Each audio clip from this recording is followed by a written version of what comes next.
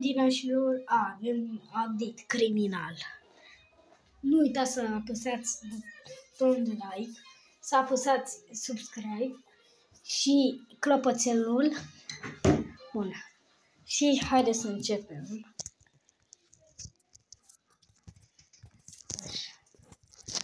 Ok. Ați văzut că avem update criminal. Nu la ce aici. Și trebuie să ne teleportăm la o casă să ne luăm noua casă din update.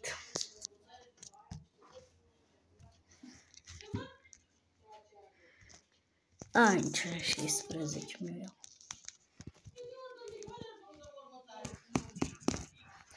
Alaibi.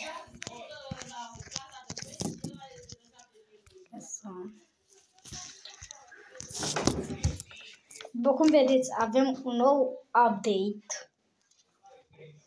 și în această casă este un secret. Da, această casă este. Nu știu. Și trebuie să intrăm în ea. Ei, nu mai merge să intru în ea. Bun, deci cum vă ziceam, este un mare secret. Și dacă mergem aici la cutii, o să vedem asta. Care ne și arată. Vedeți? Hârtia aceasta. Care nu cred că trebuia să fie aici în mod normal.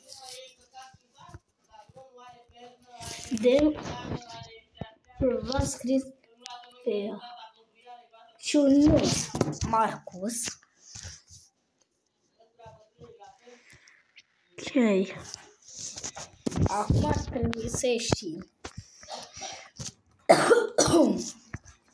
Nu rugăți înseamnă, dar sunt puțin răcit. Ok.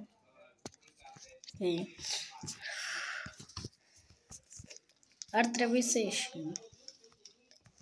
Nu ieșim. Bun. Și ați văzut scrisoarea aceea acolo.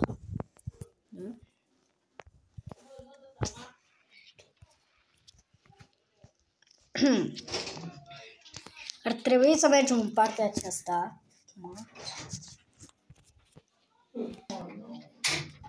Și să nu mai vă țin atâta.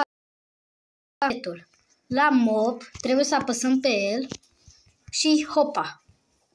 Secretul este fix aici. Este extrem de ușor, după cum vedeți. Și atât a fost cu acest episod. Mai ne vedem data viitoare. Pa, pa!